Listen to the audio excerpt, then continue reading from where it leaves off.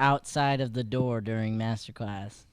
Like he popped his head in from the 2 wooden doors, and I about like lost dead. it. I had. Dead. Yeah, you remember when Matt Morales was? Ah, I'm not dead. what a guy! What a Gosh, guy. he was great, wasn't he? Yeah, I God, miss that him. was Yeah. so. I can still hear his voice. It's so weird. Yeah, it's like he's still with us. It's interesting. He's not with us anymore. All right, let's go, you two. We are doing. Why don't you name the play for everybody that's on the live? This would be The Boys Next Door. The Boys Next Door by Tom Griffin, correct? Tom Griffin. This is a great play. So let's do a quick overview of the play. Start there. You got 30 seconds. Give me an overview, Jakota. So basically, it's a play looking at all the characters in the play are mentally handicapped, and it's kind of just going through like a little snippet of life, and it's really interesting to see how they all interact. Dakota, I'm gonna pause you. You're gonna work on your internet. Shay, can we please have a 30-second synopsis of The Boys Next Door? Yes. So the play centers around 4 characters. We have Arnold. Ick. Arnold, Norman. We have Barry, and we have Lucian. And they all 4 live in a home for adult disabled people. And it's a little look into each of their lives and their relationships, especially in their relationship with their caregiver, Jack. Yeah. Okay, good. And what do you think is supposed to be the takeaway? Ooh, it's a big question. Wow, that's such a good question.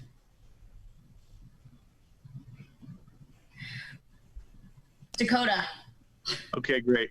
I think that the takeaway is that you're supposed to, like, they go through these things and you find that these moments in their lives and you find that they're just normal people and they want all these things. They want to live their lives and have fun. And in the time frame that they have, much like us, we want to live our lives to the fullest in the time frame we have, and they're not different from us. We say they're mentally handicapped, but they still have these wants and needs. They still want to be loved, and they're not going to go away, and they want to be there and be acknowledged and loved by everyone around them. Yeah, and good. So you shouldn't really judge them for that, you know? Good. So if you put this play up, what do you want an audience to walk out thinking or talking about? I want them to see love. I want them to see innocence in its truest form. I want them to see how they care for one another. Do either of you happen to have the play in front of you? Good. Jakota, can you please read for me, for the audience here, Lucian's monologue when he comes out of character? Mm-hmm.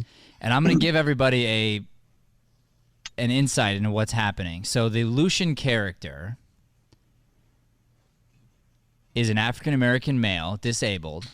He lives in this home, and they are trying to take away his benefits and whatnot. And he is going through a court case where they're trying to move him out of the home, move him into someplace else.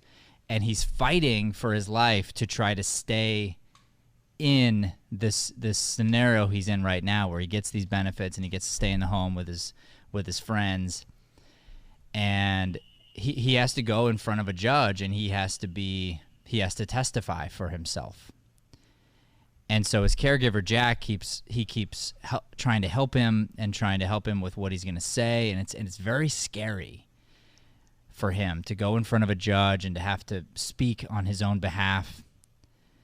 And so then there's this moment when he's having this sort of mental breakdown in front of the judge, and it's a very, very touching moment in the play, because Lucian he's the most physically handicapped of all the men in the home, and maybe the most mentally handicapped as well.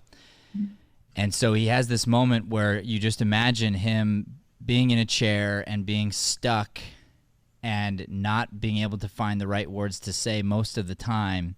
And then he stands up like a man from the military.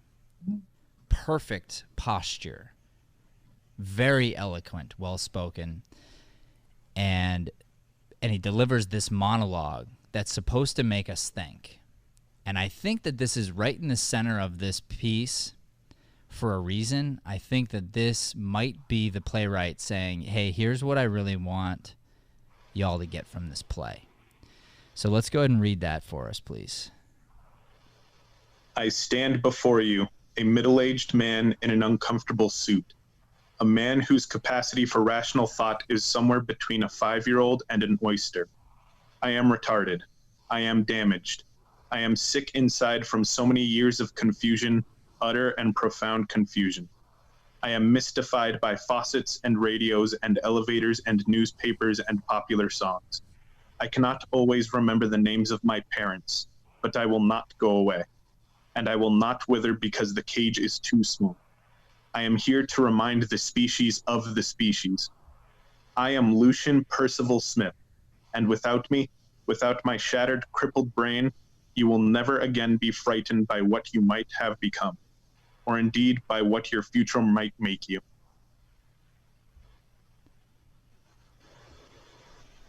It's this wake-up call to say, I know you've thought this before. And this goes beyond just being handicapped. This goes into the heart of humanity in general. It's the reason why we're so obsessed with certain reality TV shows that bring other people down. Because there's this idea of, well, it makes me feel better to see somebody else suffer. It makes me feel better to see somebody else who has it worse than me. And it's a smack in the face to realize that, yeah, you've probably thought that before.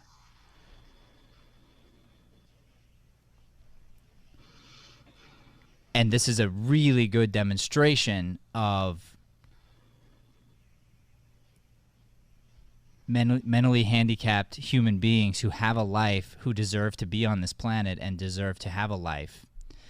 And so that's a lot of what the play's about. You're right. And it does center in love. So you're both correct.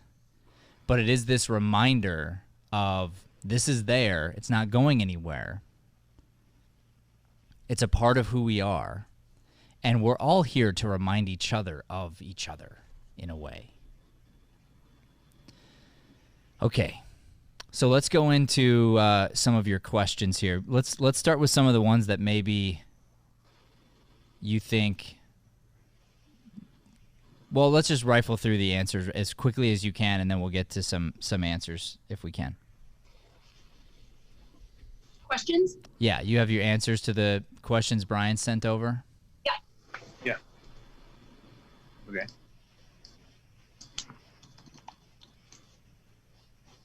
You go for it, Dakota. I'm pulling it up. Okay, where does the scene take place? The scene takes place in Norman's apartment in the living room. They live in Boston, New England, and it takes place in the present summer. Okay. Which is like 1988, 1990, 1989. Who is in the scene? Sheila and Norman. And then Go ahead. What do I, as a character, know about the other characters in the scene? So we put this on a Google Doc and we kind of answered them separately. Mm-hmm. For it, so what I put for Norman is that Norman loves Sheila. Norman thinks Sheila is no skinny mini. Sheila lives in the same community as Norman. Sheila has an obsession with time. Sheila has an obsession with Norman's keys also. Sheila likes slow songs. Sheila wants to see Norman's pad. Sheila loves Norman. Sheila loves Norman back. Norman knows it's a date, and Norman finds out that Sheila doesn't like Arnold. I think he already knew she didn't like Arnold before the scene. Okay. And I'll tell you why. Script analysis-wise, I'll tell you why. She says, Arnold, ick. He's not here, is he? Your response is, oh, boy, that's all we need, oh, boy. Oh, so okay, that's an you're acknowledgement right. of you understand, you agree that he's a lot, and when he comes in, he's rapid fire. Yeah. All right, Brian just gave me the cue, the polite wrap it up that everyone talks about. So why don't you go straight to any questions you have for me that you might be stumped by? I did ask Shay about this, and I just want to clarify. So when it says, oh gosh, like what do the other characters do to me? How do they treat me? Is that within the context of the scene, or is that throughout the whole play leading up to the scene? Because I always thought it was just within the context of the scene. It's always going to be both, I guess. So you want to start with the scene for sure. You want to know that. But you should go beyond the scene to the entire play, and then you should go beyond the play to the world outside the play. Oh, okay. Okay, and there are hints in there as far as how your boss treats you, how the fellow employees at the donut shop treat you, how you think that they treat you versus how they really treat you. Yeah, definitely how they nickname them. I think like Billy Bulimia or something like, yeah, Billy Bulimia. Right. And they probably play little, pranks on you depending on who's working that day, and little silly things that you might not even know are them making fun of you. Maybe sometimes you do, sometimes you don't, etc. And some of it's really good for you to get out and socialize, get out and deal with some things. Other things might not be so good for you. Like if they did a little contest to see how many donuts Arnold could eat in a row. Something like that, where you would just do it excited to eat the donuts, but not knowing that you're crushing your health. Mm-hmm. So just be aware of all those things all the way around. And there are going to be people who, for the both of you, love you and support you and persecute you and hold you back. Right. And ones that you know about and ones that you don't know about. And with your cognitive abilities, both of you, the people who love you the most probably annoy you the most, because they'll be the ones who parent you. Right. Mm-hmm. My biggest question for Sheila, because I want to go back to the primitive of her and how she thinks. And my biggest question is, what does she want? And what does she want from Norman? And today I was like really overthinking it. And I think what I came down to, I tried to think about, I thought, my first boyfriend in third grade, his name was Jordan. And what did I want from Jordan? I just wanted Jordan to like me back. I wanted Jordan to think I was pretty. I wanted Jordan to like my outfit. And I think that's what she wants. And I'm not saying that she doesn't have a more existential or a bigger super objective, but because of her cognitive abilities, I think that's what makes this relationship so beautiful, is it's so innocent and it's so primitive and just, so I just wanted to know if I'm on the right track there or if there's something I'm missing. No, I think you're on the right track. I would challenge you to look at the other scenes that Sheila's in and any scenes that talk about her and look for clues. Okay.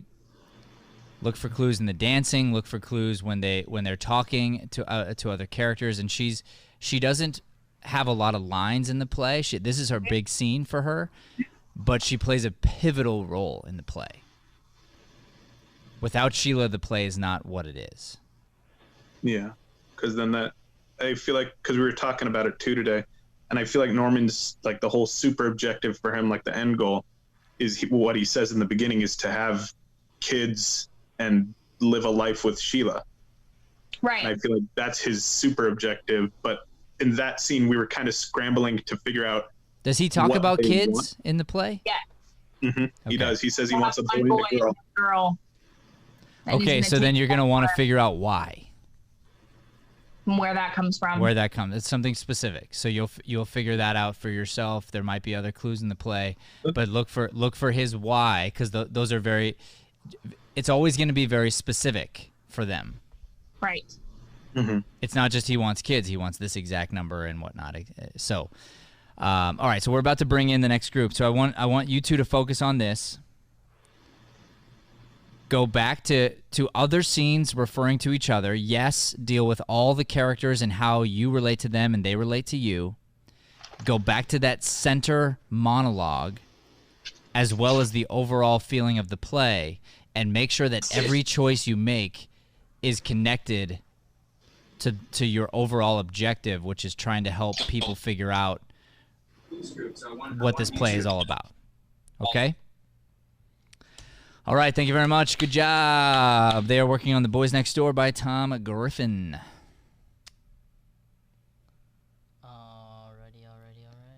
All right, we've got Matt and Carol are up next. Working on the play I Ought to Be in Pictures by Neil Simon. Hello. Hello. Hello there. Happy birthday. Thank you so much. All right, let's jump right in here. Why don't we go into, and we've already dealt with a little bit with you guys. I feel like over the last couple weeks when I've been coaching, we've dealt with a bit of the script analysis. But so let's go through some of your answers to the questions that Brian sent out, and then we'll go over questions that you might have for me. Yeah. Okay. Do we want to do a synopsis? Okay. Background? Let's start with the answers to the questions, and then we'll backtrack to that. Okay. The scene takes place in a small, I'll call it a bungalow in West Hollywood. Not the best area, but it's okay. It just gets the job done for what you would want as a small house, but it's no Taj Mahal. Is it a comfortable house? It's a comfortable house for this one individual, yet it's not what you would want to live in with a girlfriend for a long-term relationship. So, okay. Who's in the scene? Steffi and Herb. Herb is a struggling writer. Steffi is you want to explain Steffi? Steffi? Sure. So Steffi is in love with Herb. She works as a makeup artist, and right now she's feeling very threatened because the ghost in the room is Libby, which is Herb's daughter that just showed up after 16 years being away. So Herb is preoccupied with becoming a father suddenly. He's worried about his daughter constantly. It's frustrating for Steffi because she's trying to move on with their relationship and get a commitment out of him, and he's too busy making jokes and trying to redirect the conversation and not talk about it. Good. So what do you suppose Steffi wants? Steffi really wants Herb. She wants a commitment from him. She offers to him, why don't you move in with me? We'll bring the trees. I think she truly realizes that he might not be the best catch in the whole world, but there's something about him that she really does love. And I think it's his personality. And I think she does believe that she loves him. Okay. Okay, but you're making me think, because she could also be struggling. She's going to be 40. She brings that up. She did lie to him and have a date with somebody else recently. So she might just be getting nervous about her own future and facing, possibly being single for the rest of her life. Yeah. That's actually sort of new to me right now. I'm thinking that way. Good, and I want you to keep thinking about that, because she's an interesting character. And I'm not sure that I have all the answers, actually, because I've studied this play not as much as I've studied other plays. I've read it a few times, saw it in Larry's class, saw it put up, different scenes. I've coached it a few times, but I'm still unraveling all the complexities of this. But when I look at Steffi, it's interesting because she wants him to grow up and be a dad at one point. Mm-hmm. And then when he starts to sort of do it, she starts to show little tiny signs of jealousy.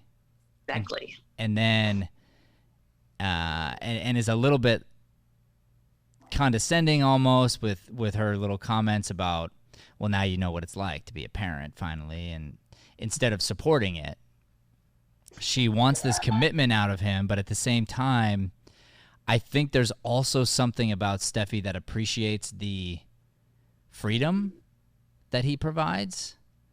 Mm-hmm. And she mentions it. They have great chemistry in bed. So there's something nice about for her, because she also has a child. I don't know if we go into too much detail about her previous relationship at all, right? No, it's not in the book at all. So there's something there though, right? So she has how many kids? Two. So she has 2 kids, which means that obviously there's a previous relationship there of some kind. Perhaps she's damaged in some way, whether it be emotionally damaged, whether the guy died or he cheated on her or what happened, we don't know. But there's probably something in her that has a hard time with commitment as well. So she's begging for this commitment, but at the same time, there's a reason she keeps coming back for the same thing. And so so dealing with her complexities is part of your challenge. Okay. Carol. Yeah. And the more I think the more you dig and keep asking these hard questions, like why is she coming back? Why does she love these certain things? And why was she so happy to be where they were before Libby showed up? And then Libby maybe opened up her eyes to herself too a little bit. Mm-hmm. And that's the role Libby plays too. So she comes in and disturbs the air. Definitely. Things are going a certain way. Think about it this way. You're both maybe, I don't know, content. You're complacent with where you are. You're just doing it and not really worrying too much about trying to improve or get better or change or whatever. Yeah, you're trying to finish a script, but you have no rush. It's like you got a place, it works. You got a girl, she works. You know, and then all of a sudden Libby comes around and she says, I thought you were a big shot guy, and now you have to deal with the truth of what's happening. So that's Libby's huge. You know, she plays a lot of roles for both of you. Yes. All right, let's keep digging in a little bit. Okay. The emotional relationship.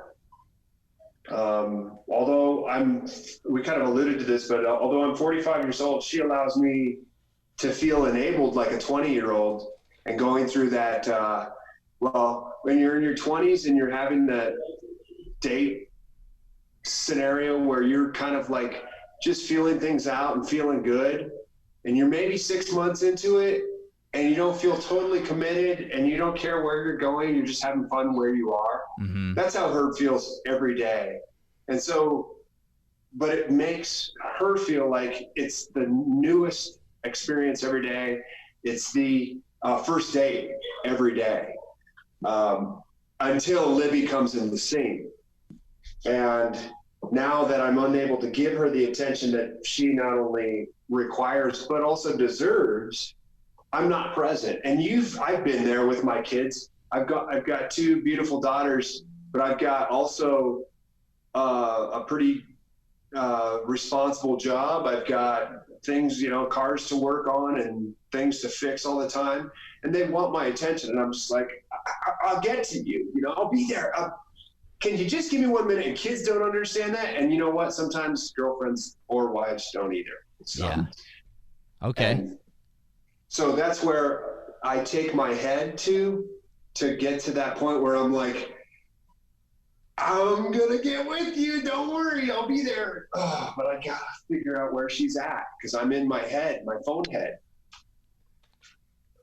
Cool. Carol? Yeah. Yeah. So my relationship with them emotionally, I do realize that Herb is immature and selfish with our relationship. And I'm feeling with Libby, I wrote nervous, anxious, threatened by her. I wanted them to get together, but now that it's happening, emotionally, it's making me very insecure. So I think I'm feeling insecure. Okay. And add hopeful Mm-hmm. to the Libby situation. Okay. I'm writing that down. Because there's a win-win for you, and that is that he grows up and you're still in the picture. Right. Okay. Yes. All right, so Brian gives me the cue here. So where are we at now with the? Let me hear a quick synopsis as far as the overall play synopsis and what you hope an audience would get from it if you put this play up on stage.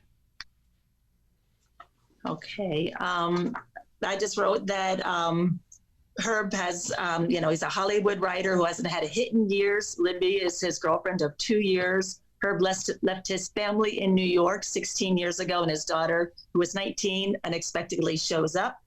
And Libby wants commitment from Herb, but he is preoccupied with his daughter. You mean Steffi? And yes, I do. And the takeaway is I just wrote love and relationships are very powerful, and it's never too late. Cool. Mr. Morales? I want the audience to walk away feeling that the frustration of, why can't this guy get it together? Why doesn't he see the gold he has sitting in his hands right there? Not only from the perspective of Steffi, but now entering in as a new father. He's such a baby. Oh my God, he's such a baby. And then what I want the audience to say is, wait a minute, I was that guy one time. Yeah. Or I've been that girl. Holy moly, I was like that 20 years ago. And I can totally identify with her. And I don't ever want to be here. Or it takes me back to a time when I wish I could redo what I did, Yeah. And get the audience talking and thinking. Or I am him or her right now. Yeah. The age I am. And I think with most of these plays, that's the answer. There's something there that's very human about these characters. And whether it's to the extreme, because these plays are written to the extreme, but this is, like you said, this is a moment in most people's lives that happen in their 20s. This sort of feeling of where they're at right now, other than maybe the child. But for some people, that's true as well. But if you take just the selfishness and you take the lack of understanding or acknowledgement of what you have right in front of you, that's a really powerful thing to say. I'm sitting on gold with these relationships that are right there. And because I'm so worried about a script, or I'm so worried about, a plant in the backyard, I'm focused on the wrong thing. And if I just put the time and attention into the thing that really matters the most, everything else would fall into place. It really would. And that's really good. And again, it comes down to love. It comes down to, can you find love? Are you in the right place? And I love, Carol, your idea as well of second chances. Mm-hmm. Anybody can pick it up at any age and can figure it out. Yeah, he's a baby. He's a baby as a dad, but he can do it. Absolutely. It's just going to take effort, and it's going to take a willingness to change. And that's pretty hard. It's hard to ask people to change. But if you're willing and you're open to it, you're going to find a way. Sorry, go ahead, Carol. Oh, no, I just said it's important to note, too, that he's been married 3 times. Yeah. So 100%. It's definitely taking a risk with him for the 4th, to be with him for the 4th. Well, and if you think about it, in his mind, marriage doesn't work. Mm-hmm. Exactly. Dating works. You're the one that's working, and in his mind, he's going, because we didn't get married. But that's not a truth. It's just his truth right now that he's wrestling with. He's essentially married you. That's the funny thing. Right. He's committed. He's all in. He's not looking for other girls. He jokes about it, but he jokes about it. But there's no way he's out there on the prowl. He's 100% in on her. So it's a matter of having that next leap of faith. What, am I wrong about that? But only on Tuesday nights. Yeah, right. Every Tuesday night. Yeah, and why is that? So you go back to the whys of this, and I bet you it's because of fear. Yeah. He's afraid that if we add Thursdays, it's going to ruin what we have, because what we have is so good. And he's thinking to himself, I'm not worthy of having this much good more than one night a week. But no, it can be that good every day if you do it right. Mm-hmm. Just ask Carol. It's that good for her every day. All right. Thank you, you two. Very good. That was I Ought to Be in Pictures by Neil Simon. A little bit of a breakdown for us. Who we got next, Brad Guy? Well, you got the sheet, my friend. You tell me. Oh, we're bringing in Eliana. Oh, let's skip that one. We'll come back to Matt Morales so he can have a break. Let's go to Joey and Vicky. They're finishing something. Can we get one more? Yep, we'll go down to the next. Oh, that would be you. Let's go to Brooke and Andrea. Perfect. Thank you. Andrea? Brooke? Oh, we're bringing in Andrea, Brooke, Andrea. There they are. let's that one. Oh, my light is still on. Did I get your name right? You got it right. I ruined my reputation. That was an accident. I meant to mess up your name, and I forgot to. I apologize. It's okay. Next time. I will. All right, let's jump right in. So we're doing an ambiguous scene. Did you write some new lines? We have been talking about it, but half the problem is that, okay, we, at least the way I saw it, is that I would be back in the studio next week, and quite clearly that is not what's happening. You mean today? Yeah. Oh, okay. So you know what happened, right? What happened? Nothing really happened. There's a spike going on of the coronavirus, so because we're off next week anyway, we took this week to go virtual so that the studio gets a 2-week sort of quarantine so that everyone feels safe, like, hey, this is a safe place to be. Of course. Yeah. So. But part of the problem is because we were kind of like juggling back and forth between it. But last week we determined that if we were in studio, we were going to do like the actual physical baby, but that looks really weird over Zoom. So we changed it to a pregnancy test over Zoom, and I couldn't see it through FaceTime. So we kept the script the same and then just kind of talked about what we would change if it was like the pregnancy test thing, but we haven't memorized anything and the script is still a little bit rough. Why don't you just do the pregnancy test, because that works in both scenarios?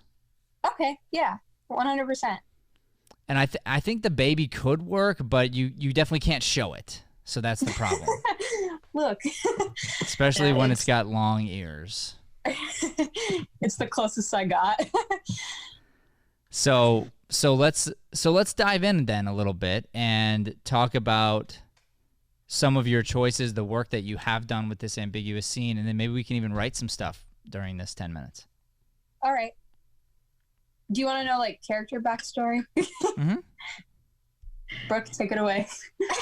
So I was kind of just like, it was just like a spitball idea, but her character is very, she's clearly not as happy about the news as I am. And part of that was maybe just because like she's not a big fan of kids. So she's like, okay. But my whole thing was, obviously because it's an ambiguous scene, so like there wasn't much background given. So I kind of came up with this whole thing that my character grew up with like a rough home life, and her, like my friend, never thought I wanted kids of my own because I didn't want to become like my parents. But that's why I'm so excited, is because I get the chance to like prove that I'm better and like I'm not going to be like them. Mm-hmm. So she didn't really understand that.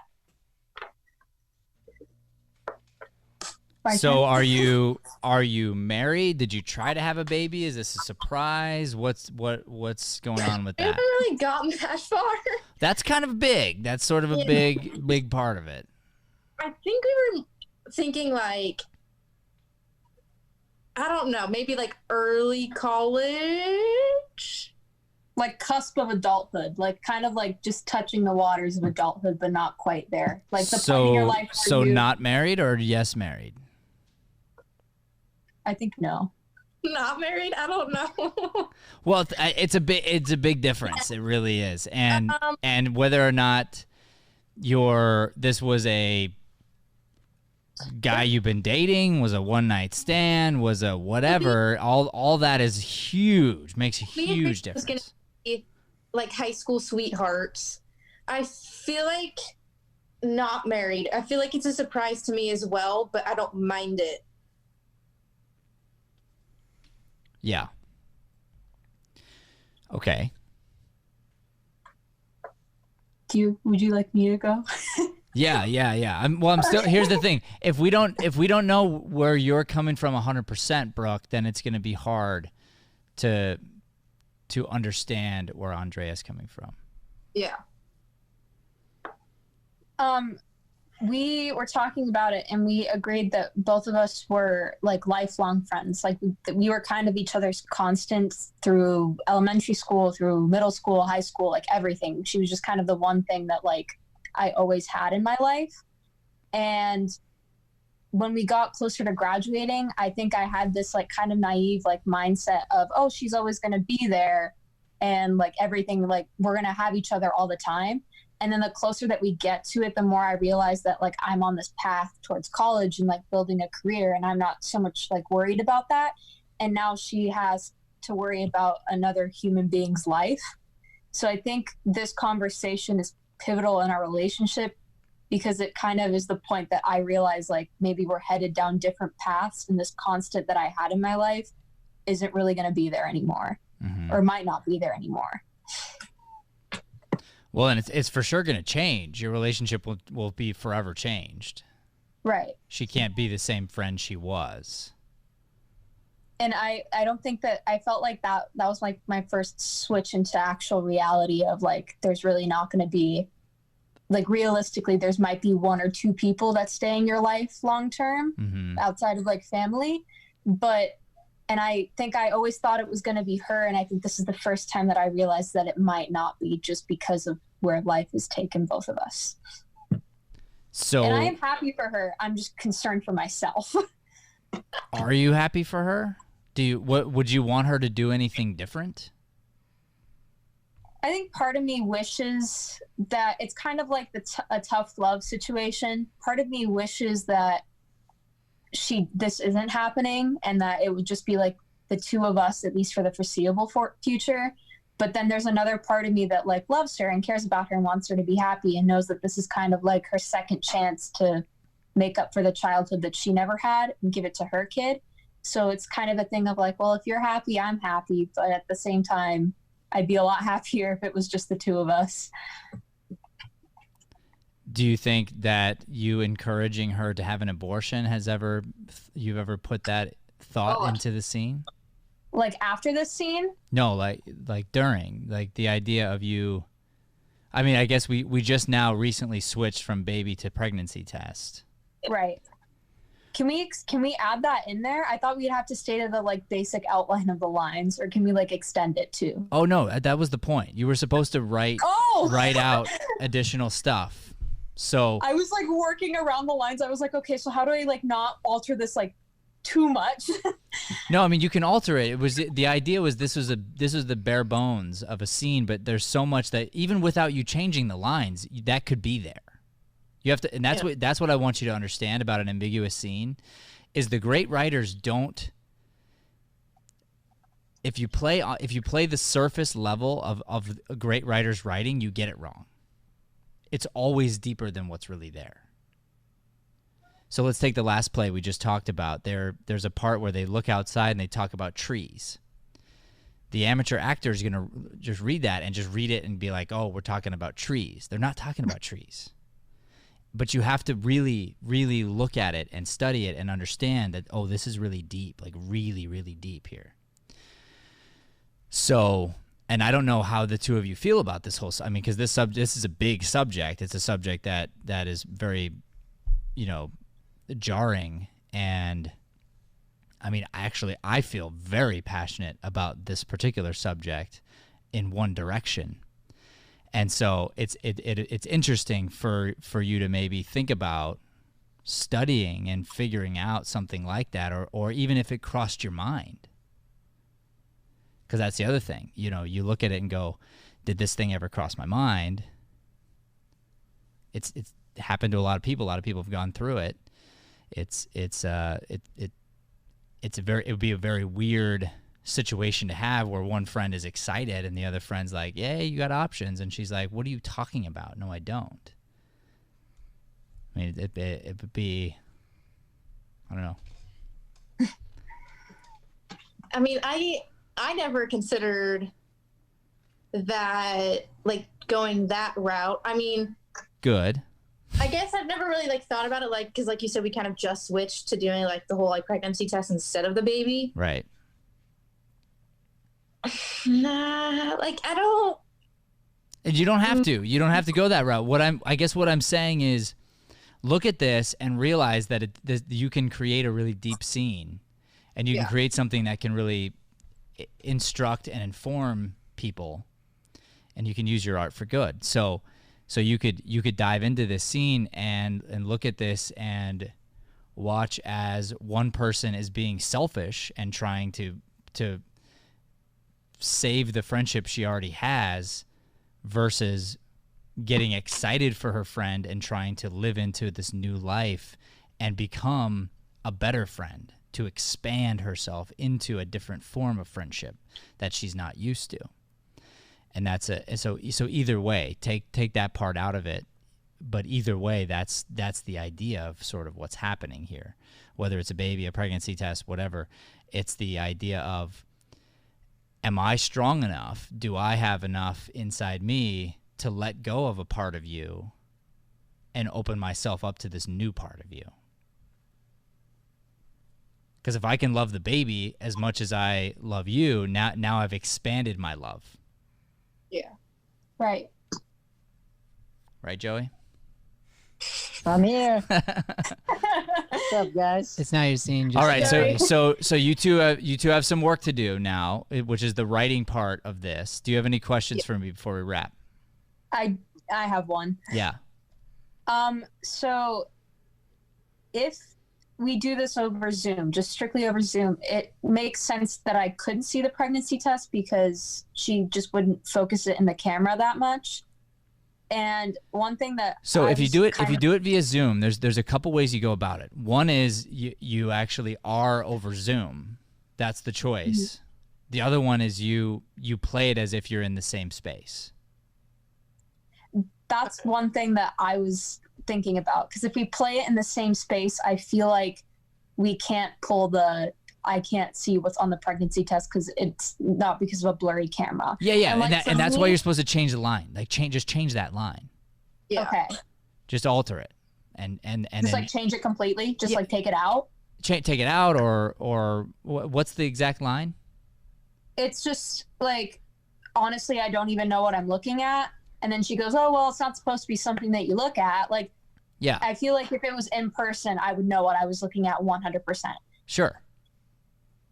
So can I just like take the confusion of me not knowing what I'm looking at? Yeah. Okay. So she says, look at All this. right. And you might say, okay,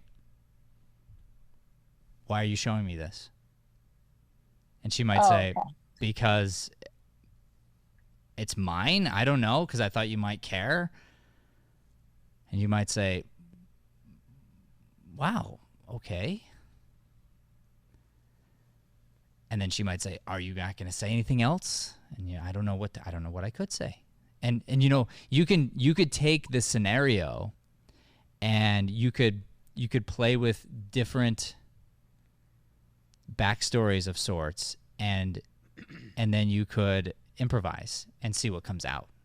And that might be a fun way to write. Yeah. Right. All right. I have a question real quick. Hit me. So, because obviously, like, we want to, like, be able to, like, agree on, like, the writing, like, what's happening. Mm-hmm. But I feel like, I don't know how to explain it. So, like, our characters have different backgrounds, but how do we make the scene work where we kind of have different perspectives, like, on why things are happening that the other character... So, like my character, she is, like, happy and excited because, like, she wants to, like, have a kid. But her character, in my mind, she is a little bit selfish because she doesn't want to lose, like, me. But I feel like from her character's point of view, like, it's coming from, like, a loving place. So I guess I'm curious, like, should our characters be aware of the other person's perspective? I mean, maybe. Yeah, if you're that close, you probably know. to an extent, but now it's coming to a head. So maybe these are issues you have never had to deal with before, and now you're going to have to deal with it. And your character's going to say, well, here's the deal. This is a baby, and I'm going to be taking care of the baby. You're either in or you're out. You're either my friend or you're not my friend. But this is happening. I don't see it as a choice. There's a living thing inside of me. I'm not. There is no other choice for me. So you're either gonna suck it up and get on my team, or get the hell out of my life, because this is where I'm at. And you might cry through that speech, but that's the speech. Yeah. Okay. Right. All right, that's it for me. I don't have any other questions. All right, but cool. I have a lot of ideas. Good, so. good. All right, do your research and write a smart scene, okay? Okay. All right. Thank you so much. Yep. All right, we got Joey and Vicky, Bry Guy. There they are, Joey, and wait for it. Where's she gone? Come on. I admitted her. She's Got so much iPhone. power. Oh, she's iPhone, Brian. I admitted her. It's okay. All right, we got Joey. I got you. Brian, down. There we go. Sorry, Mom. Pause the YouTube. I did already. Good job, Aunt Vicky. Hello. All right, hit me up with your answers to your questions. All right. We'll start off with where does the scene take place? It takes place in 2015 in the mom's apartment in Avondale, Arizona. Okay.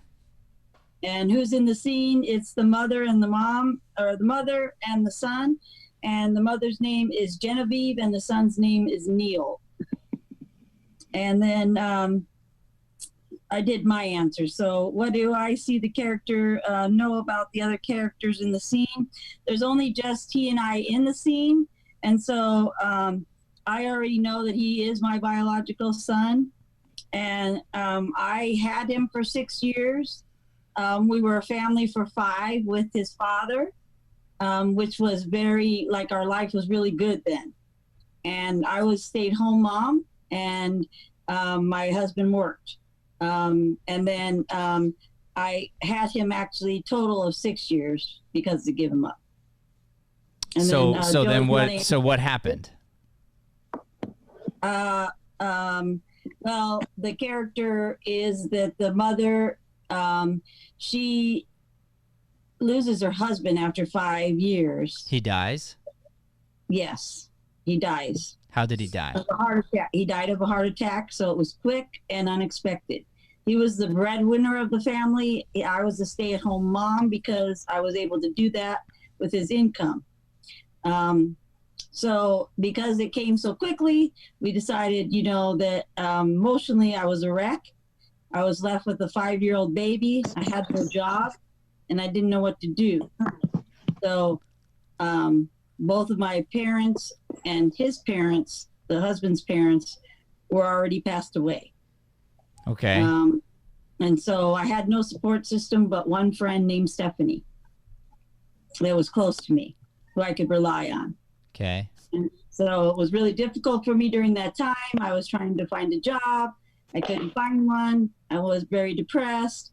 I needed to be able to pay for daycare and have a job, So that's where I came from. And then Joey has a different perspective. I think there's going to have to be more there. So I think for this to make sense, there's got to be some sort of a drug or something that she's an. Well, that comes, yeah. Okay. That comes. Because before she would give up the child. You want me to tell the whole thing? Okay. Well, that would make sense, because that's the main thing, is that she gave up the child. So she definitely got addicted to some kind of a drug at some point around the husband's death, and then realized that she couldn't kick the addiction, right? Yeah, it was depression, and she was gonna just she went into such a bad depression that that's why she gave him up, because she was almost gonna end her life. She thought her life was over. Okay. She couldn't take care of her son. She lost her husband. So she goes into some therapies. They're not really helping. And so she joins a group therapy, and she does that for a period of like 5 years it takes in this group therapy. So that is why she does this after she's given up her son, because her best friend is the one that gets her into therapy, and they make the decision to she doesn't adopt him. She just does foster care. Okay. All right, Joey, where are you at? So I know she's my biological mom. I know that she gave me up. I have slight memories with her and my dad growing up, but they're like obviously like a 5-year-old's memories, so they're kind of faded. I was never told the why she left. It was very in the dark.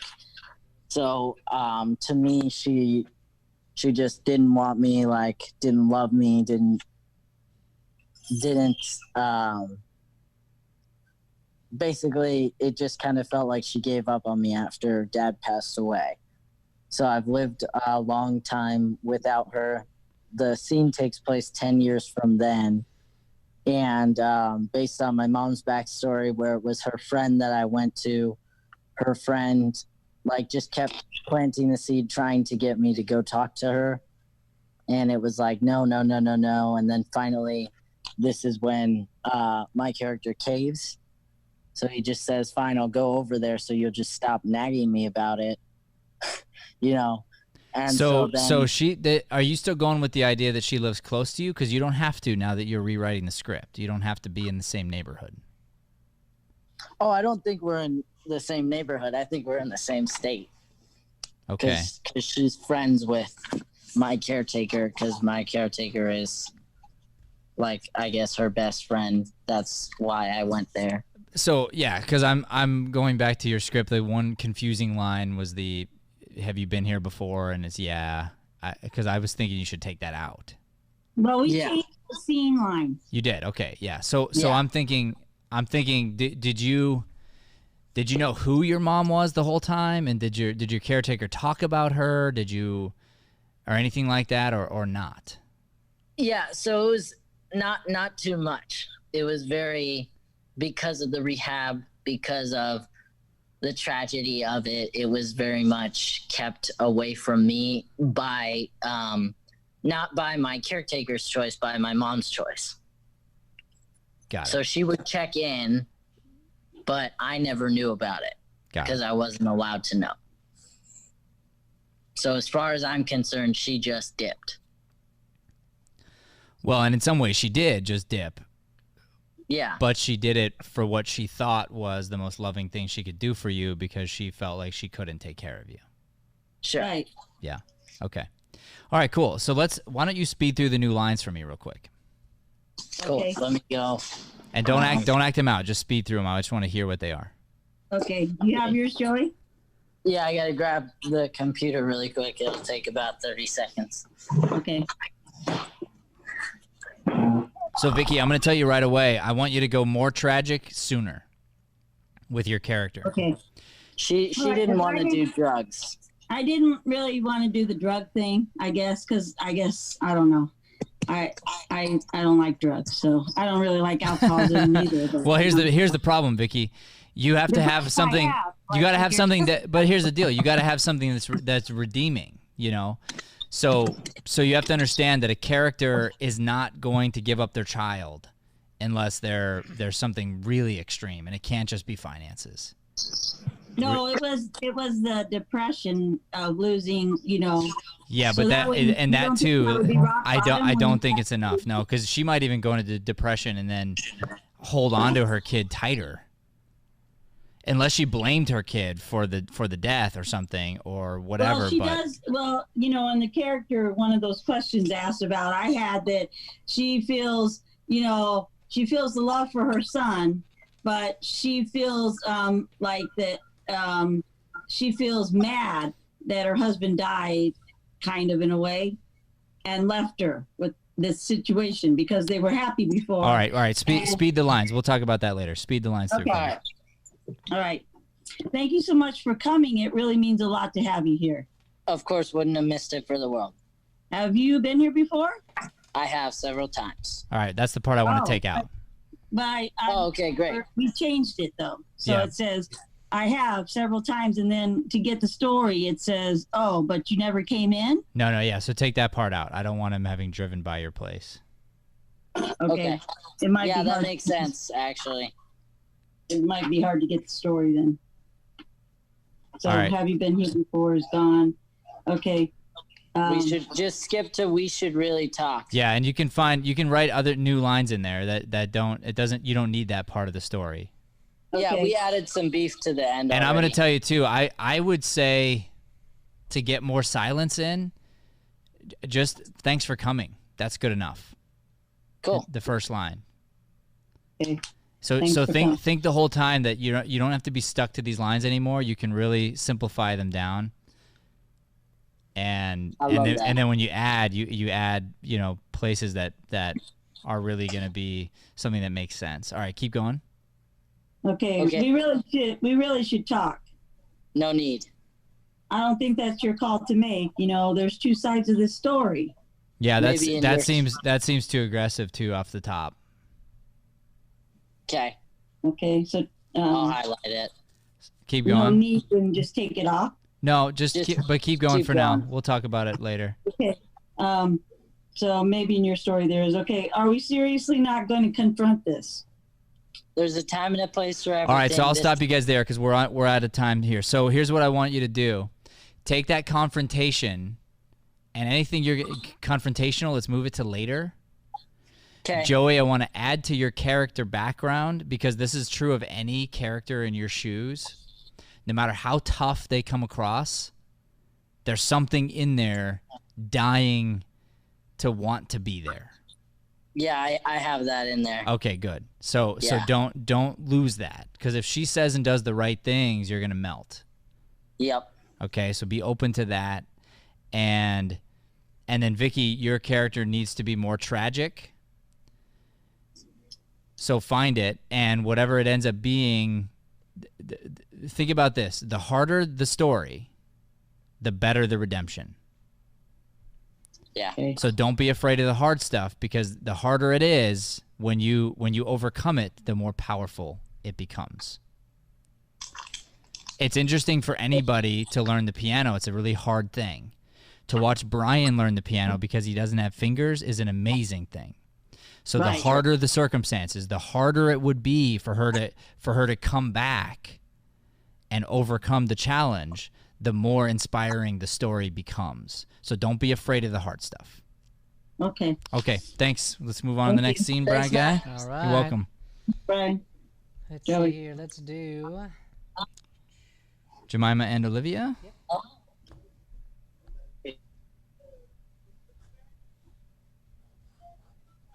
Learn the piano because he doesn't have fingers is an amazing. So for the circumstances, it's more would be for her to come back and overcome the challenge. Hello. Fire the story. Got one of them. Hold on. Olivia's video's not. Hey, Matt. there. Hello. Start my video. There we go. All right. Got it.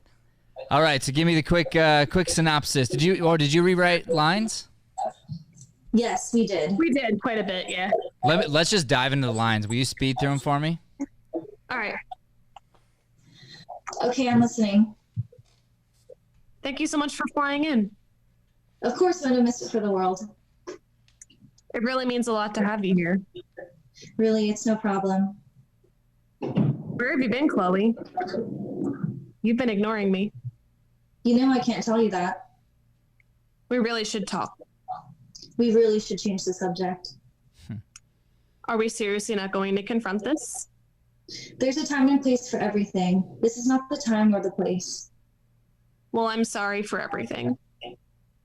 Yeah, I'm sure you are. I brought you into this, remember? You did, and I'll always remember you for it. It's your turn. My turn to what? You know. That's not going to happen, ever. I'm trying to connect with you here. I'm trying to start over and give this.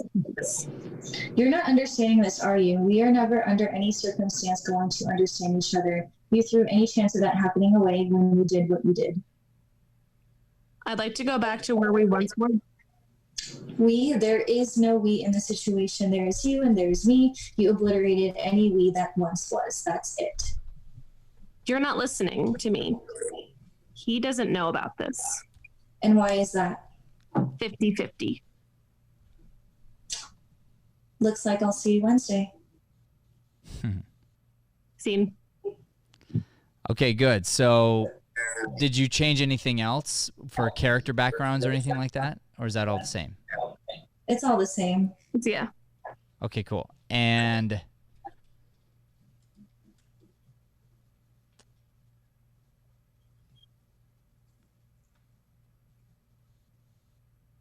okay, so before I go into this other part, do you have questions for me?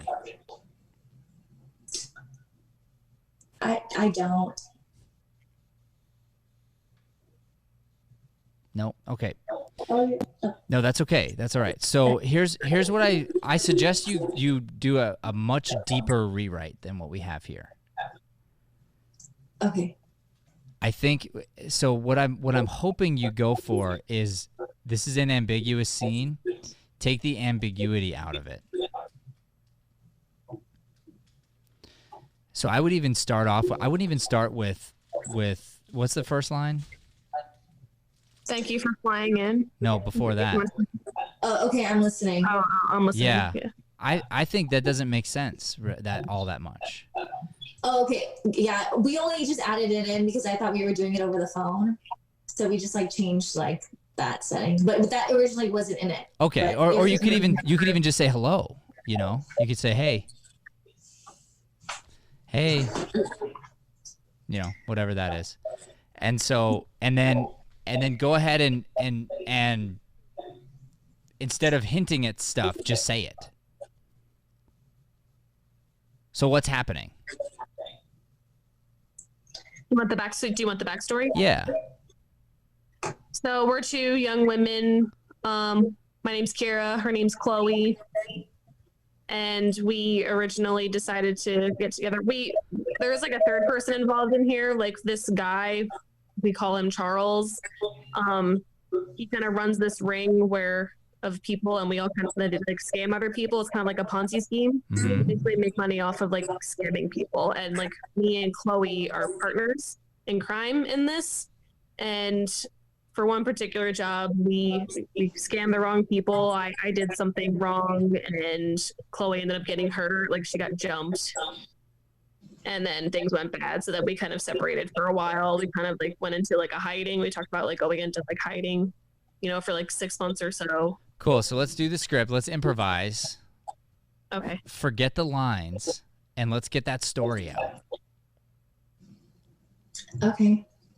Okay. Hello. Thanks for coming. Of course. Wouldn't have missed it for the world. I need it. All right, good. So let's change it to thanks for meeting me. Thanks for meeting with me, maybe, because then it could work virtual or in person. Okay.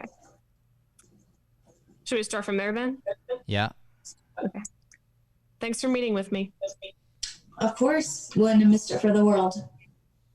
No, I don't like I that. need it. Yeah, I had no choice.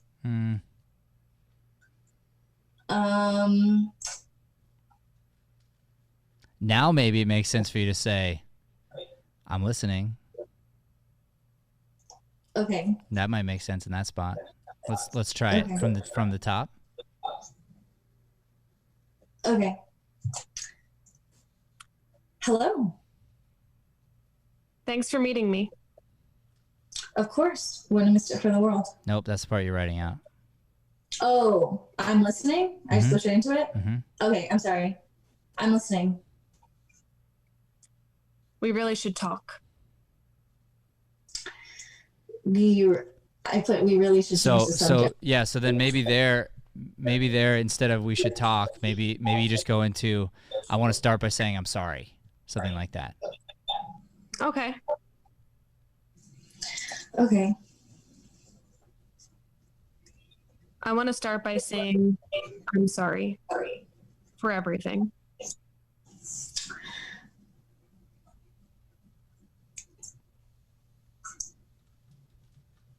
We're improv. I'm so sorry. I was like, I'm sure you are.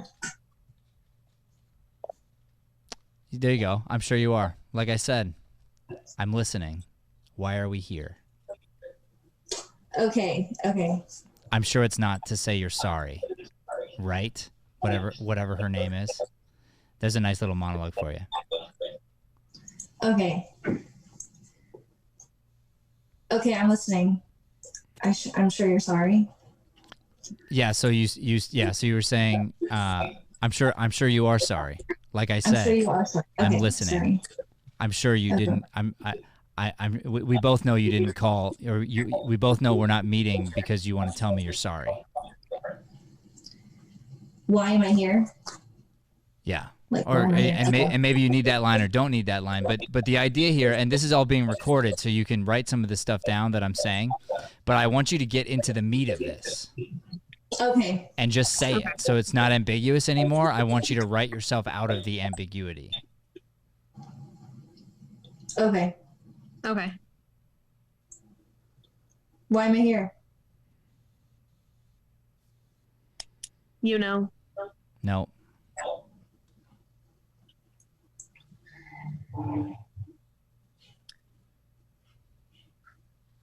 I'd like to go back. I've got a job. Just go right to the meat. Okay. Okay.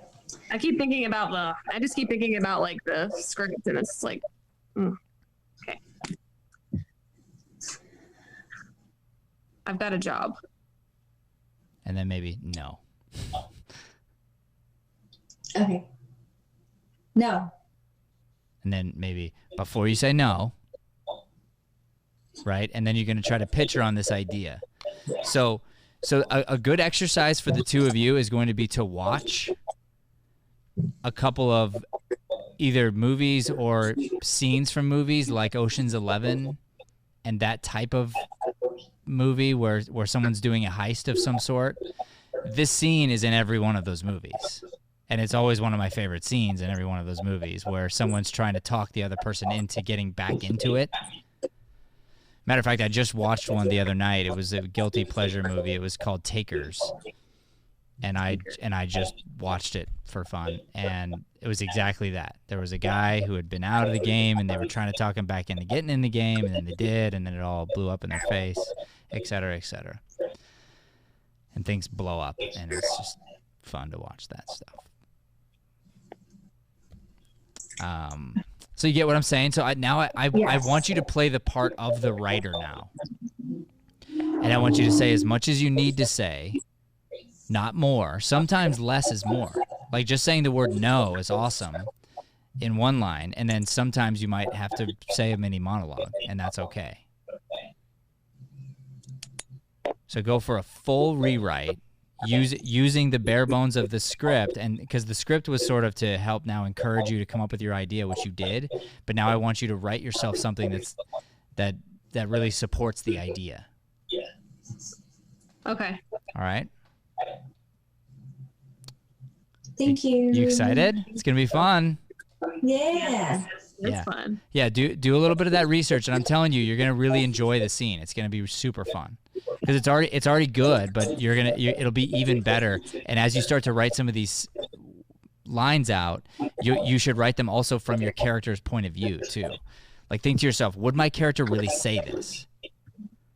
And that's why when you were saying certain lines, I'm like, no, like I don't believe your character would say that in that moment. It doesn't make sense to me. So then think and start to improvise in your mind and to each other. What would my character really say here? And try to write that. I've even had directors before who are good directors who wrote their films, and they would have me read a script, and then they'd say, okay, would you talk this way? Help me with my writing, and walk me through the language and tell me if you wouldn't actually say that a certain way. And then I would go through and be like, yeah, I don't think my character would say this. And he's like, all right, so how would you say it? And then I'd present a couple ideas, and then they'd pick the best one. Okay? Okay. All right. Okay. Very good. Thank you. Thank you. Alrighty, next up, let's get Eliana and Matt Morales. Eliana, Matt Morales. Very good, very good. This is a horror movie.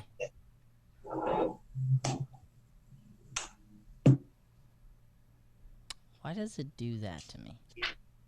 Drives me nuts. Oh my gosh.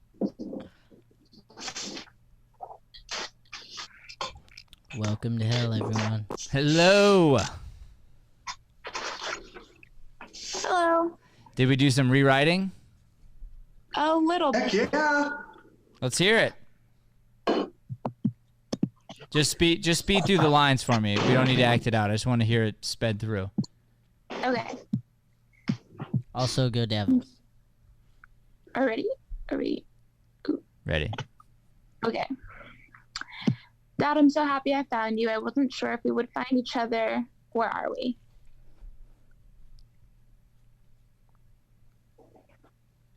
Emily. Okay. So what's the scenario? Is it same scenario? Yeah. Okay. So that opening line is too cheesy for me. So I think you should think to yourself, how can I get all those feelings about not having seen Dad for a long time, and then you see him, and then you're happy to see him, but you're scared. Get all that out on the line, on the word Dad. Dad with a question mark? Maybe. Yeah, maybe that's right. Maybe a dad question mark, exclamation point, question mark, period, hyphen, yeah. And think to yourself, when I'm reading the script, it says girl walks in the dark, terrified, looks up, sees a figure, doesn't know what she's looking at, then it's revealed that it's her father. She has all these thoughts go through her mind and questions, and then she says, and then go into the line, Dad? And all that can happen emotionally in a pause, and then where are we? That to me is stronger, because the other way, it's sort of weird. You're going, hey, so happy to see you, dude. And then you're like, and are we in hell, or like what's happening? You get what I'm saying? Yes. Okay, let's try it again. All right. Dad? Where are we? Emily. Why are you here? You shouldn't be here. This is a bad place. I thought you had learned from my lessons. Okay, what lessons? The lesson that I committed suicide 5 years earlier because I was trying to save the family actually from being from basically being assassinated by the mafia. Nice. Super dad. Yeah. So I think say your line again. I don't think you need the end. Emily, why are you here? You shouldn't be here. This is a bad place. I thought you would have learned from my mistakes. I think maybe it's just, Emily, why are you here? You shouldn't be here. Okay. And that's enough. And then all that other stuff, again, is in your thought life. Yeah. 10-4. So, Emily, why are you here? You shouldn't be here. This is a bad place. You don't need that line either. Not even bad place. Okay. And Emily, I'll tell you why. So there's certain lines that have to be there and other lines that don't. If she establishes that she's already terrified and you establish that we're like, I mean, obviously if you're all red and dark and everything, we know it's a terrible place. Okay. So it goes back to say something that adds something new. So at some point in time, we'll probably have a line of, I took my own life to save yours. Right. Like you can come right out and say that later on in the script, so that then she has to deal with that information, and then she's gonna have to make her own choice or whatever later on. I'm not sure how this ends, but let's keep pushing forward. So my next line was supposed to be, that wasn't a mistake. Besides, you don't know what I went through. So why are you here? You shouldn't be here. Emily, why are you here? You shouldn't be here. This is a mistake. Or this is wrong. Well, hold on. Or we could just change her line. Okay. Or she could just say, you don't know what I went through. You don't know what I've been through. Or she could say,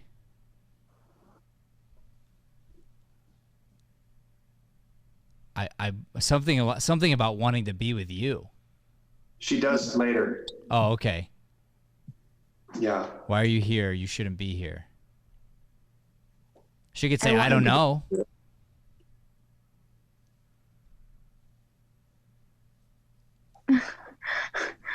Or I don't know. What here? What do you mean here? Where are we?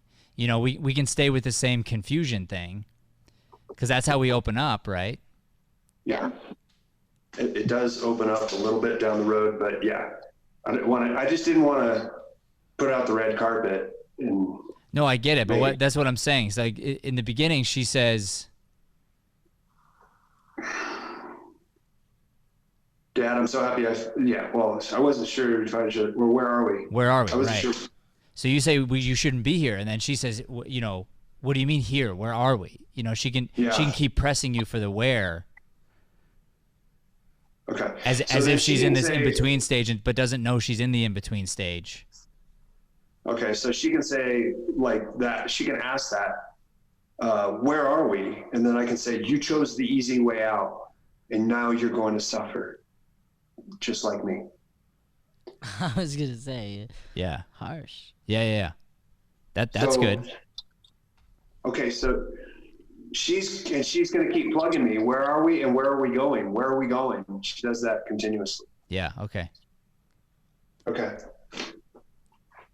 All right. So you chose the easy way out, and now you're going to suffer just like me. It was the only way I could handle things. Where are we going? You know where we're going. Are we there yet? What do you think the answer is to that question? Why don't you go? What do you mean that was the only way? What was that? I guess like the only way she could handle. So did she try to commit suicide? Yeah. Okay. How? Hanging herself? I don't know. Why? 'Cause she was lonely. She missed her dad. She was depressed. Okay. So maybe go into that. Maybe something like I was so lonely, so depressed. Okay. I just wanted to be near you, or something. Are you do say that later, right?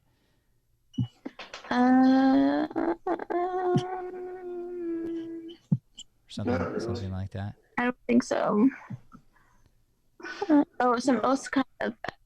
It's like I thought you'd be happy that we're together now. Yeah. So I think this is a good move here then to say something along those lines. Okay. So if we keep pressing, so let's stop there for a second. So let's go into what's your why for the script? What's the idea behind it, and what do you hope the audience gets from it? Okay, the why for the script is to show this like hellacious place that these two are stuck in, and the why is to get her to the other side of this world, because if I can't tell her this.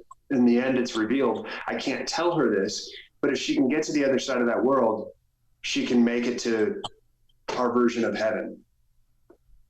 But if she stays in this one, if she stays and circles around with all these thugs and horrible people that will just bring her down and bring her down and bring her down, she's going to get more and more stuck there and can't get out. It's just like a cesspool. So that's my why. Like, I can't, if I tell her, like, this God in this particular, we call it purgatory, whatever, it has given me the orders, like, you must get her into this world, but you cannot tell her where she is and where to go. So I have to be like, you're here, it's hell, it's horrible, but don't stop. Don't stop fighting. Keep going, keep going. So when you say keep going, is it on Earth? Is she supposed to come and fight for her life, or is she dead and she's supposed to fight through purgatory? She's dead. She's supposed to fight through purgatory. Okay. So there's certain choices she's got to make in purgatory to go the heaven route instead of the hell route. Yes, and I know how to get to the other side. Did you make it? Did you make it? Did you make it to heaven? Yeah, I know how to get there, but I didn't make it because just as I was about to get there, this supreme leader, sci-fi supreme leader said, you have a visitor and you need to go back and you need to find her. And I will not let you go to heaven until you find her and get her through, but you can't tell her how to do it or else I'll kill her. And that's her. That's her. Cool. How about on your end? Me? Yeah.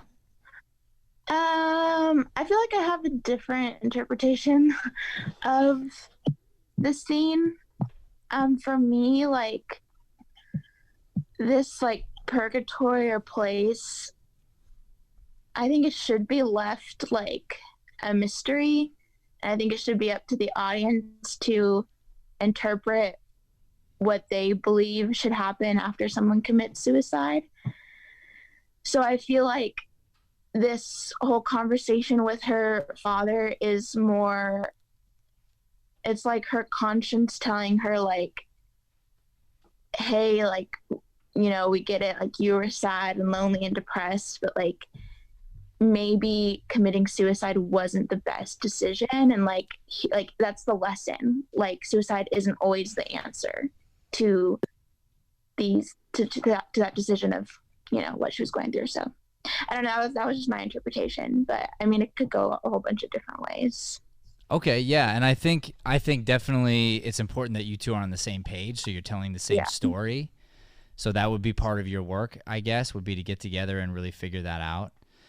I would challenge one thing, Eliana, which would be, you said suicide isn't always the answer. I would hope you would think it's never the answer, the right answer to life. So I'm not saying that that people go to hell when they commit suicide. I know that is some people's belief. I'm not saying that is the case, but we want to encourage everybody for mental health to think that that's not going to be, that there is always a way. There is always a something to fight for. So the question is finding that thing. And this comes back to this idea of second chances again. Everybody has their own interpretation of what happens post-death, and until you've died, you're not really going to be able to know. My personal hope is that everybody gets a chance. You die and you get a chance. Whatever the thing is, I hope we all get a chance to go, yep, I'm in on that, or no, I'm not. That's my personal hope.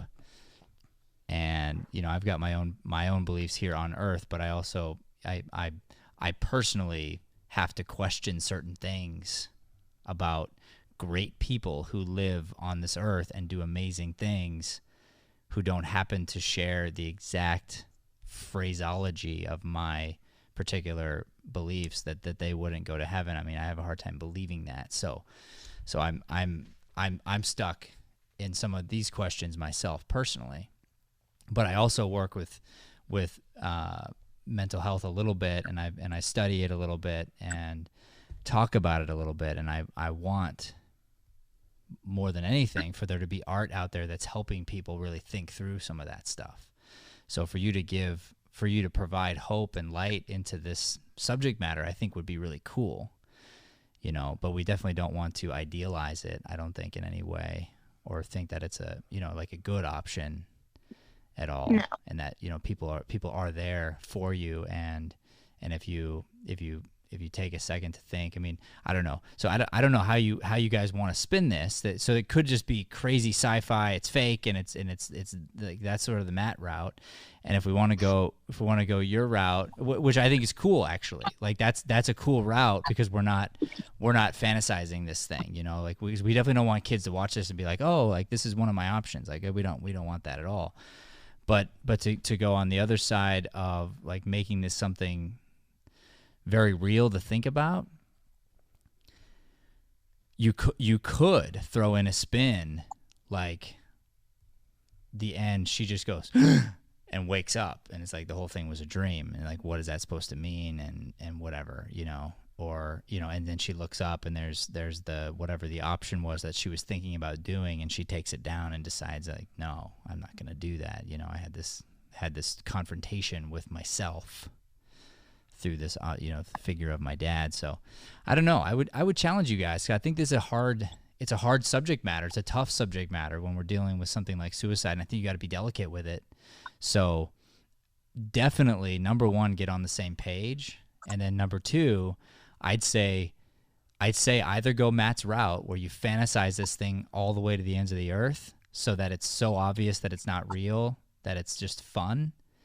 Or you go the other route and you try to help people with it. You try to use this as something that can actually reach people, and think to yourself, if somebody were to watch this and see it, maybe they'd be inspired not to make that choice, which would be, I mean, amazing. You could save somebody's life. How cool is that? Mm-hmm. I guess I totally get that. I just feel like in a lot of like other films or like plays and scripts and stuff where suicide is talked about, that character begins to have a negative light shown on them. And I guess what I'm trying to say is I'd rather someone understand why someone might feel that way, rather than, and like, not sympathizing with them, but just like, it's such a crazy feeling. So like, how do you like portray that in a script? You know what I'm saying? Like, I don't know how to, it's like, it's a feeling you can't say. I agree, I would agree with you, and I would also challenge you and say that I wonder if not everybody has had that feeling, has had that thought. Mm-hmm. And I'll throw myself in the hat. I've had the thought. I haven't gotten close to like doing it or anything, but there's weird. Like I'll be driving down the freeway or something, and it'll dawn on me like, if I wanted to, I could just do this and like it'd be over. And it's a weird thought. It's a weird feeling, but just the idea of like, wow, like life is so short and so fragile, and why am I still on this earth? And I could, if I wanted to, could just do this, right? And you take that idea and you multiply it times different scenarios throughout my life and things that are going on or whatever, and a lot of times it's not, for most people, it's not a real reality, but it's something that probably everybody has in some way, shape, or form thought about or dealt with. And that's why I think it is important to talk about it. And I agree. I don't think it should be vilified. I don't think somebody should be made to be wrong. But at the same time, you definitely got to be careful about the fantasizing it, mm-hmm. because there are actual trends that have gone around with teenagers and different people where it became something that was literally like a trend. I don't know if you know this or not, but it's like kind of sort of crazy. So you want to be aware that this is something that it's a real thing that, yes, people think about. They don't need to be vilified, but at the same time, yeah, I think ideally you'd encourage somebody to understand that life has a purpose and a meaning, and you're here for a reason, and and that doesn't need to be an option, because everybody can be redeemed in some way. So if you can find that in the script, I think that would be really neat. Okay. Do you disagree? No, I just don't want it to become like a negative thing for that character. Like, I don't want her to become this, like, I don't want her to become a broken person, I guess is what I'm trying to say. Mm-hmm. Because, like, not everybody who has those thoughts are broken people. Like, so I guess I just don't want her to become like, yeah, I don't know how to. I'm with you, actually. I'm rooting for your idea. I just want, I ideally want to flip your mind, and instead of saying I don't want her to be a broken character, maybe challenge yourself and go, you know what? We're all broken people. All of us. Everybody's broken. So we're not saying she's more broken. We're all broken. And if we can understand we're all broken, we've all had these thoughts, yet we can find a way together to realize that there's a purpose to life, and we want to live it. We want to find that next day and figure out the reason to get up the next morning. You know, because that will give, you know, inspiration. And I agree with you. I don't think it should be a sappy story of any kind. I don't think you should feel, you don't need to feel sorry for the person. But ideally, I would hope that you would want to inspire people not to commit suicide. Would that be a desire of yours? Yeah. So think about that. How could you write this in such a way, or create a story in such a way that you would inspire somebody to want to live, to want to get help, you know, to want to pick up the phone, because you're not saying you're broken, you're saying we're all broken, and we've all needed help, and we've all reached out in different ways to different people, and if you're feeling lost or alone, there is an answer, and it's just like, tell somebody and ask for help. I mean, I preach this stuff all the time, bringing the dark to the light. It's like, this is a dark feeling, a dark thought, and if I can raise it up and bring it to the light and tell somebody about it, I can get help and I can move forward. So Matt, quick note on that. I mean, the sci-fi was written in my mind just around how do I wrap my mind around the script, but for the sake of what we're talking about now, and I'm totally with it. I love the piece and the way that we've kind of rethought that, and not rethought it, how we thought of it originally, and how, you know, to Eliana's credit, she's maintained the whole time. I had to change my mind on what I can make the vision of the script for. The biggest challenge, though, is how do we do that in 2 pages and 10-minute scene? Are you still on that same page that we could do that in 10 minutes 100%. or 5 minutes? 100%. Yeah, why not? Okay. And if not, you can hint around about certain things, but you can also get right to it. You know, you can change this. She can say, "Dad, where are we?" And you could say, "Hey, I love you." I mean, we could just get right there. I don't know. Yeah. You don't. Yeah. It doesn't. You can be in this space and whatever, and you can find her way out of this thing. So. Absolutely. So, you know, and Matt, you think about your kids. Yeah. You know? Yeah. And Eliana, you think about people you love that are in your life, and man, like, do I want them to make this choice? No. How do I write a script that if somebody saw this or whatever, I could literally make an impact? It's happened to me a few times in my life where I've known somebody and this has happened, and it is heartbreaking. Heartbreaking for everybody involved, you know, and I don't blame anybody, but it's like I also know that there are options and there are things out there, and if we can just find a way to reach people before they get too lonely, there is an answer that doesn't include that. So okay, all right, thank you two. Thanks for dealing with a heavy subject. And let's go after it, okay? Cool. All right. Last scene here: Brian and Saya.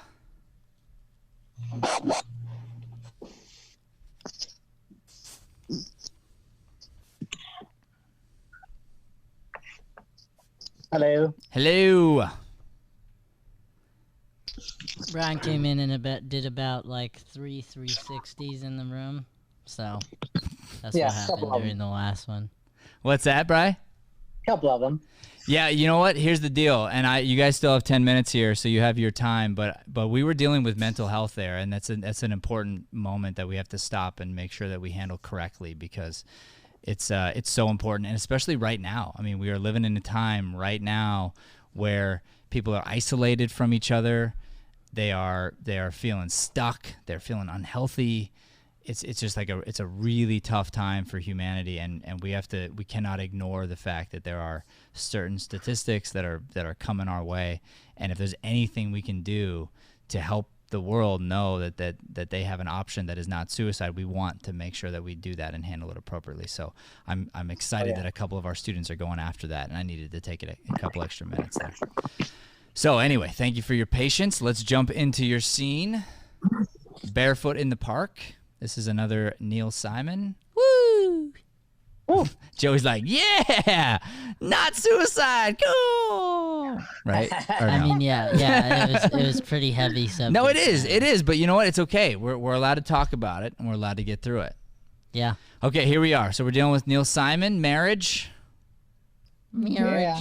All right, so we'll start with a brief synopsis of the play, and I mean brief. Try to get 30 seconds. Brief synopsis of the play, and if you were to put this up on stage, what would you hope the audience would get from it?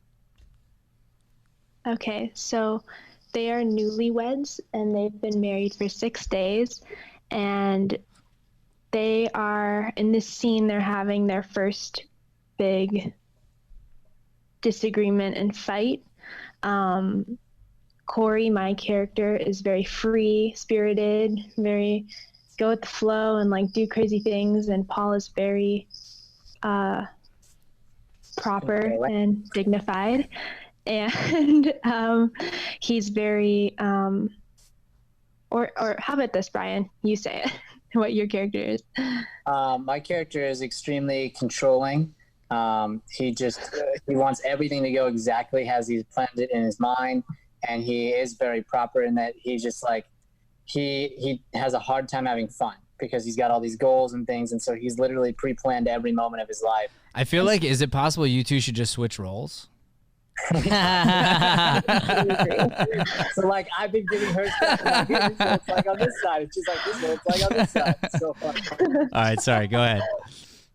So yeah, that's the big thing about him is he just like fell in love with her for her freeness, but then it's become a challenge in that like it was a short stint before they got married, and now continuously things just keep coming up. And so even though he loves her, it's been really challenging, as marriage is, because they're conflicting. I want to read some real quick. So it says, I found this through my research and I really liked it. It says, Barefoot in the Park is a study of why and how fixed attitudes, especially in marriage, create conflict. But all the objective characters have the fundamental desire to love and be loved. They just kind of do it their own way. Could you try again? Yeah.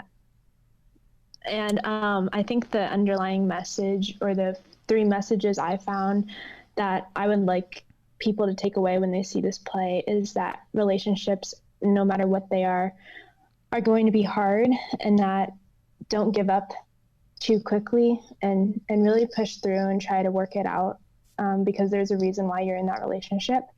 And then accept your partner or any relationship as they are. So love them where they are, just like you preach, Matt, and accept them for who they are. And then piggybacking off of that one, not everything you wish for is the right thing or exactly what you really want. So Corey says in the play, I want you to be more free like me and go walk barefoot in the park with me.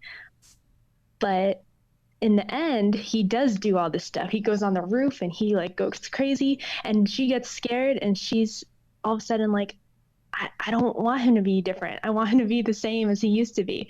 So I think that's a big thing that I've seen in life as well. Just not everything you wish for is exactly what you thought it would be, and exactly what's right for you. Yeah. That's great. And sorry, go ahead. You could change it to Corey and Paulina. and be careful what you wish for. Mm-hmm. Yeah, that's great. Okay, cool. So let's breeze through some of your answers and then maybe dive into a few questions if you have them. Okay. Want to just switch off, or what do you want to do? Sure. I'll do the first one. So we're in our new small apartment that's 6 flights on the top floor, on 48th Street in New York City, and it takes place in 1964. Okay. And that is our first conflict we run into there. And it's beyond small, right? I mean, it's very small. It's humorously small. There's leaks in the ceiling. It's awful. There's just no bathtub. Awful. Yeah, it's horrible. Yeah, it's really bad, especially for his standards because of what he wants out of life. And then who's in the scene? It's just Corey and I. However, it was right before that, Victor and her mom just leaves right before the scene. And our characters, my character knows about Paul is that he is a lawyer and he has a case in the morning because he keeps on saying it over and over. Mm-hmm. But my character is not. She just wants what she wants in that moment, and she's not so aware of it that she's going to consider it as a really valid reason to not. Saya, do you love your character? I love her. Why, she's awesome. Why is she so awesome? Because she is really free, and I admire that a lot. And she gets a kick out of everything in life. She takes almost every single situation in the play. She takes a negative and turns it into a positive, or somehow makes light of it. Yeah. And I really admire that. Yeah, I really love her a lot. Awesome. Brian, do you love your character? Absolutely. Yeah. Why? A lot of reasons. I love him because of, honestly, the love that he has for her and the way that he brings that out. I mainly love him because of his work ethic. He came from nothing and is trying to really make something of himself, and I just really admire that. Okay, good. What else? Tell me more about him. So he grew up in Philly. So they didn't really have much, his family, his whole life. He's like they weren't like poor, but they didn't really have much. Like other kids on the block would have things and he didn't. So that sort of created this desire to get out and he loves his family. It reminded me a lot of my family. And so he wants to provide, he wants to come back and he wants to make a ton of money and like give them money and live just lavish lifestyle. He has a desire to make a difference and help people. And so he's very logic-based. He's very, very intelligent. And so he wants to use the law to do that because it'll accomplish both his goals for making a difference and also for making a lot of money and being very successful. Good, great. Okay, I'm glad you both found how you love the character. That's important. What questions do you have for me?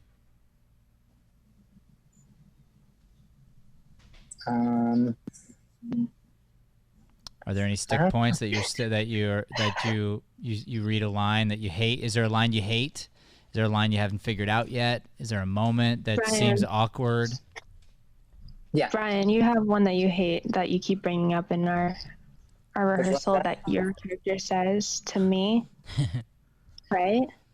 I don't remember. She called the dog one. The dog one? Yeah, the one that you treat me like a dog, you say. Oh, okay. The one where you say, sit down. Yeah.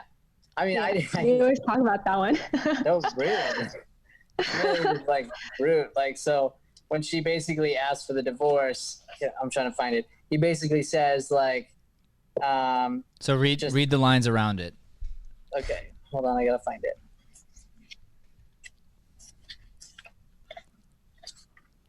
Okay, so he says, you stay here or you get no divorce from me. And she says, you can try acting civilized. And he says, okay, I'll be civilized, but charm you're not going to get. Now sit down because there's a lot of legal and technical details to go through. And so I get the why, I mean, but I feel like she's a dog. Like I treat her like a dog.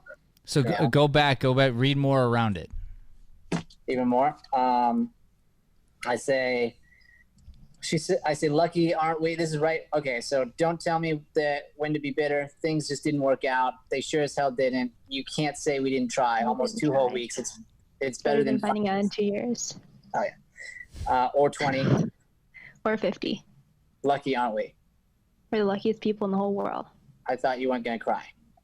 Well, I am. I'm going to have the biggest cry I ever had in my life, and I'm going to enjoy it because I'm going to cry so loud. I'm going to keep you awake all night long. Good night, Paul. I mean, goodbye. I went too far up. Yeah, you did.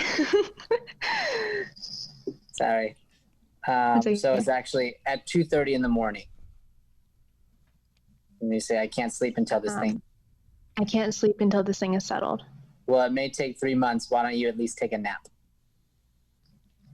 You don't have to get snippy.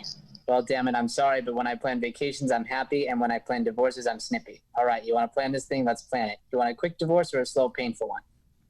I'm going to bed. You stay here or you get no divorce from me. Okay. So you see, this is a. So what is it? You said you get the why. Let's talk about it. I mean, he's pissed. Like, the idea of a divorce, that's like, especially back then, that's like shameful. And he loves her so much. And so the fact that she's just dropping this, A, she's drunk, and B, she's just like, she's calling him out on all of his stuff. And so in this moment, it's like, okay, you really want this? Like, let me show you what adulting is like, because it's not just as simple as just hitting a button. Like, and the next part, basically, like, I sit her down and go through the legal side, which is my wheelhouse. And I also use it as a tool to let her feel like an idiot.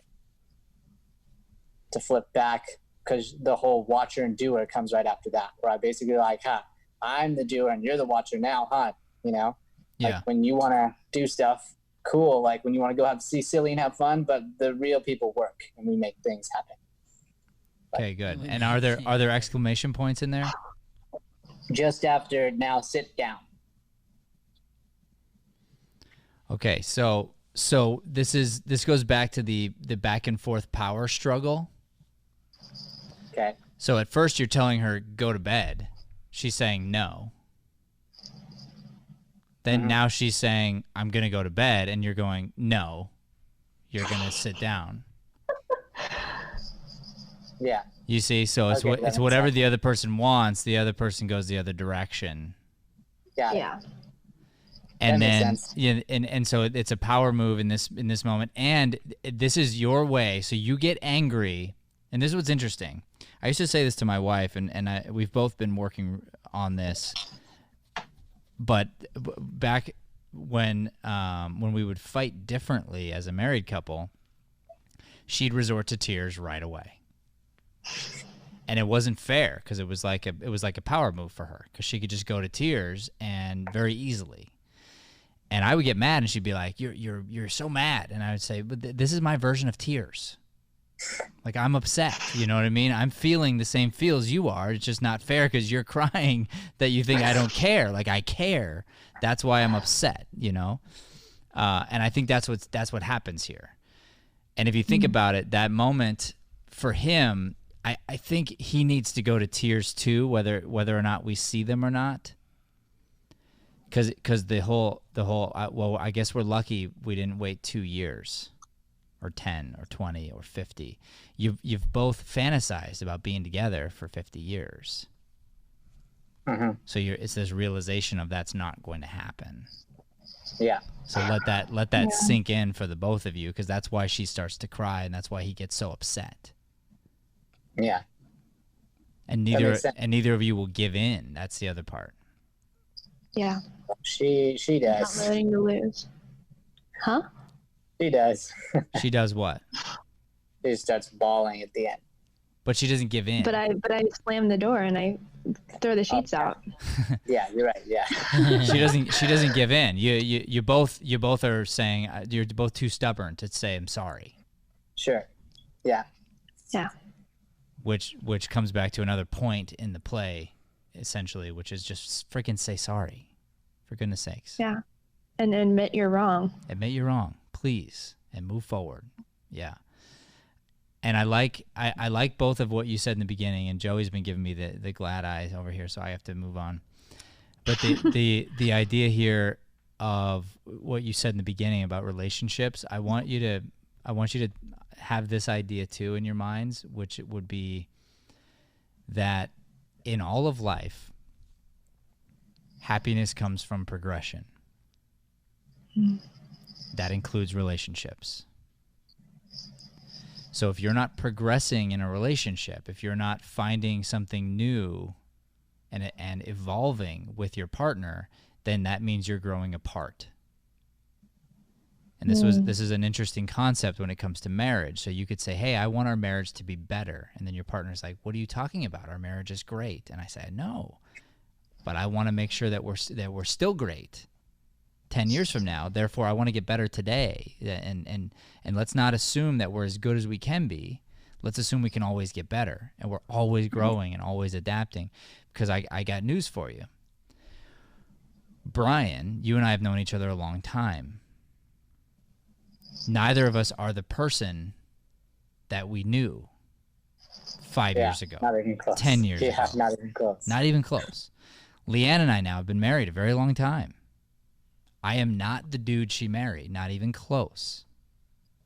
Not even close. And she is not the woman that I married. In fact, I remember the woman she is now, the guy I was when I married her, couldn't have even said hello to her. I'm serious. You know, I mean, she's evolved in such crazy ways that I would have been nowhere near the type of guy that could ever land a girl like my wife in a million years. You know, we grew and adapted together, but that's the secret. What were you going to say, Bri? I was going to say, I just remember you having that conversation when you first started like really changing. You actually said, I'm sorry to her. Yeah. Like, hey, I know I'm not the man you married.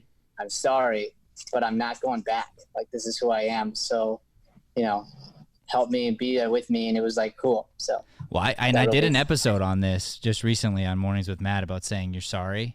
And it's really powerful if you want to listen to that back, anybody.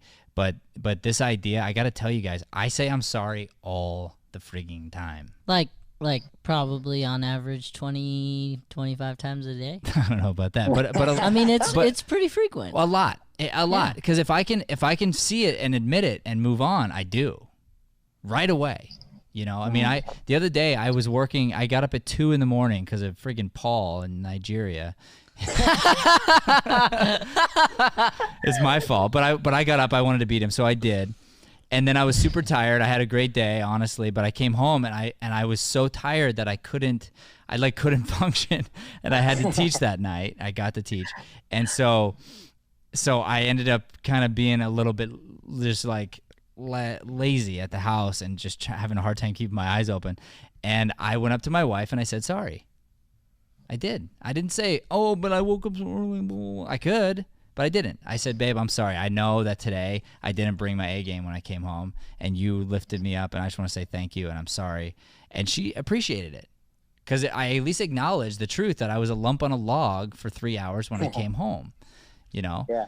And if I didn't do that, it's fine. She'd be fine. But it's better to acknowledge the truth. Mm-hmm. So, yeah, this is an important play. It's very good, and it gives us hope for marriage, and there should be hope for marriage because marriage is really good, you guys, if you do it right. It's awesome. All right, should we bring everybody back in? Say Bringing goodnight? everybody back in, cutting the live.